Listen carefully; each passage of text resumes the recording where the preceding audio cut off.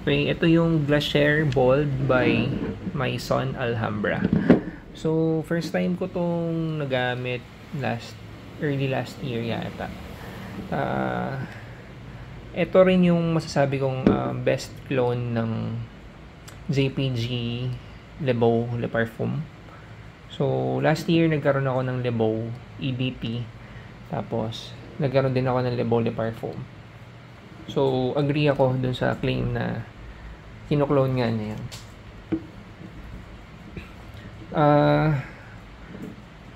In terms of sales dito sa shop, ito yung pinakamabentang Maison Alhambra sa Glacier na line.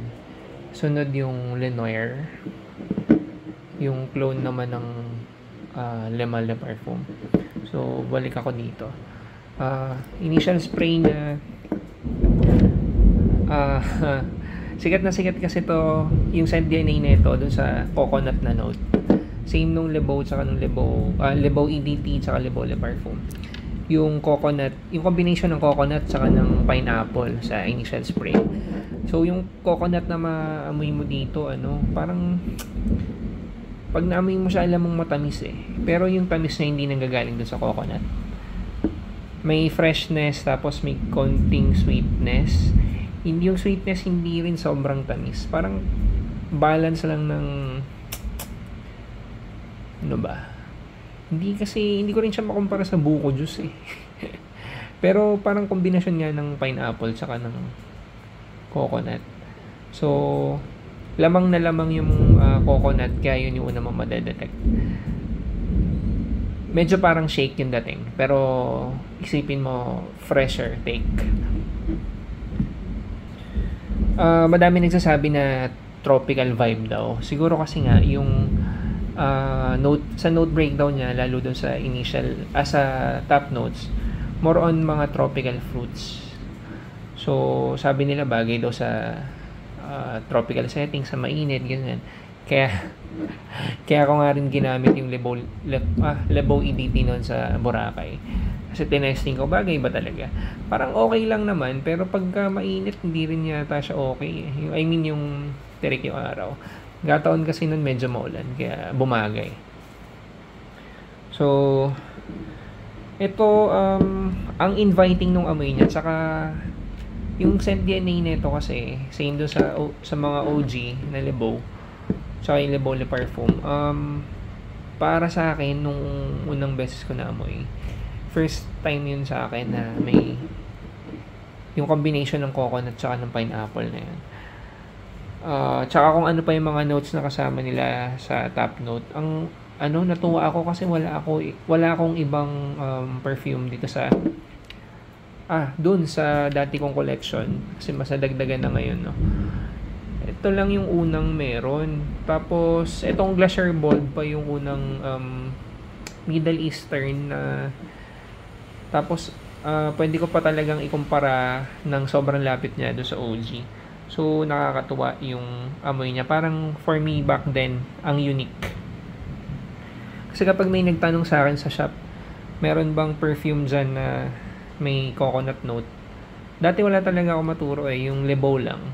Kumbaga ang coconut note dati, diretso ako Le Beau. Tapos yun, nagarna na ito. Ngayon may iba na na mga perfumes pa. Meron sila Tafa, yung Unlimited. Tapos meron pang isa, nakalimutan ko lang.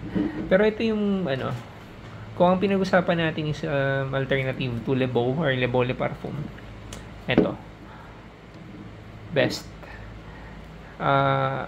I believe sa market ngayon, ito pa rin yung best May mga lumalabas dun sa groups na ibang alternatives.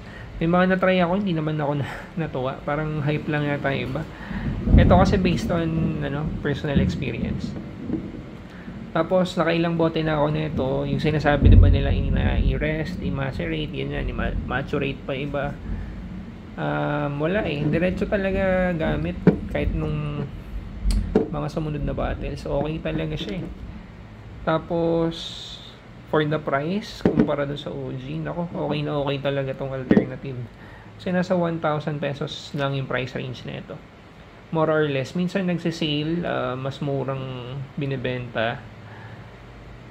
Lalo na kung may Kung may direct ka makukuha na sa Middle East, mas mura talaga. Pero yung mga local sellers dito sa Pilipinas, mga nasa 1,000 above. Pero close to 1,000 pesos lang. Okay. So, yun nga. Initial spray niya, coconut and pineapple. Na hindi sobrang tamis tropical vibe. Ganyan. Pagdating sa mid, doon napapasok yung ang tamis. Parang sobrang tamis na niya for me. Personal experience ko, akala ko nga nasa dry down na kasi dami ko din pabango na yung dry down doon lumalabas yung tamis.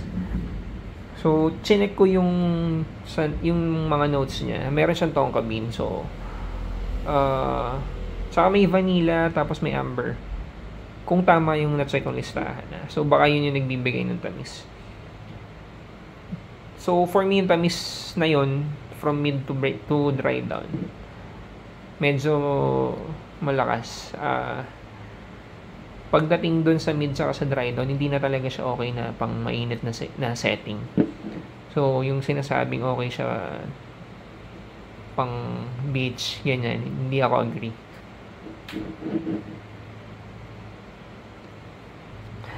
Tapos ang creamy, ang tamis, parang sarap, parang pagkain na nga yung amoy niya. Parang shake talaga siya, lalo na from mid to dry down. Parang may vibe siya na lamang na pagkain kaysa pabango. Longevity wise, okay naman. More than 6 hours. Siguro minsan umabot siya na 8 hours. Depende sa setting, depende sa scenario. Sa clothes, lagi namang better yung longevity. Hindi ko maalala kung ito yung nagmancha sa akin pala sa damit. So, siguro kung i-spray nyo siya sa damit, test nyo muna sa ibang cloth. Projection, goods naman. Siguro more than 3 feet din. Okay din yung projection, yung C-edge niya. Scent trail, okay din. Kasi nga parang ang unique nung amoy Parang pag naamoy ka, yummy, ganun. So, okay din yung iniiwan yung scent trail. Kailan mo pwedeng gamitin? Siguro ako masasuggest ko, since nagamit ko nga siya sa Boracay nun, tapos na full wear ko siya, bagay siya pagkagabi, kung ganong scenario, kung ganong setting. Hindi siya bagay yung tirik yung araw, tapos gamitin mo. Parang cloying to. Pagdating niya sa mid hanggang sa dry down, ang tamis niya Yung initial spray pa nga lang may sweetness na, though hindi super sweet Yung coconut saka yung pineapple combination, medyo kung ibibilad ko sa araw, yung magiging cloying ka agad Pero bagay, parang okay siya yung amoy niya sa ganong setting, sa mga outing, kasi yung vibe nung amoy pang ganong lugar. Nai-imagine mo yung ganong lugar kapag naamoy mo siya. Bukod sa amoy, masarap talaga siya. Kasi yung sweetness niya is tropical. Kasi maalala mo yung mga prutas na nandun sa scent. Tapos, transition papuntang creamy hanggang, yun na, ang tamis na nung dry down. Pero ang unique lang talaga nung scent profile niya. Katulad nung mga pinagayahan, yung Libaw tsaka yung Libawid, Le Parfum. So, medyo complex din for me kasi hindi naman diretsong matamis kaagad. I mean, kasi first time ko nga makaamoy ng coconut note nun sa Middle Eastern na clone. So, na-unikan ako dati. Ngayon kasi dami na options So, nag-stand out talaga to noon. Kasi wala naman, parang wala kang ibang maisip na ganitong pabango before. O baka hindi ko lang alam yung iba. At least sa mga kakilala ko noon, sa mga katrabaho ko. Ang unique. Para ka nagbuhos ng coconut. Pwede bang sabihin coconut shake? Basta para ka nagbuhos ng coconut na sweet. Tapos, unti-unting magiging creamy, tsaka magiging sobrang tamis sa dulo. Pwede ba itong gamitin sa school? Pwede ba gamitin sa office? Siguro sa office pwede. Be careful lang with the trigger. Kasi magiging masyado matamis kung mag-overspray ka eh. So, konti lang. Tapos, I think mas ma-appreciate nga siya kung i-apply mo yung yung konsepto na less is more. Kasi kung lalapit ka sa office mate ko, kung may office mate kang lalapit sa'yo, mas maamoy niya. Parang ang unique niya. Hindi ka makakamoy ng ganito sa ka-opisina mo. For school, I think di bagay. Siguro para dun sa mga yayamanin, yung mga nakakotseng estudyante. Pero kung magno-normal commute ka kasi sa papuntang school, kahit air condition siguro yung classroom mo, parang ang lagkit. So, hindi ko masuggest. Ano ba? May nagtanong pala sa akin before kung bagay siya sa babae.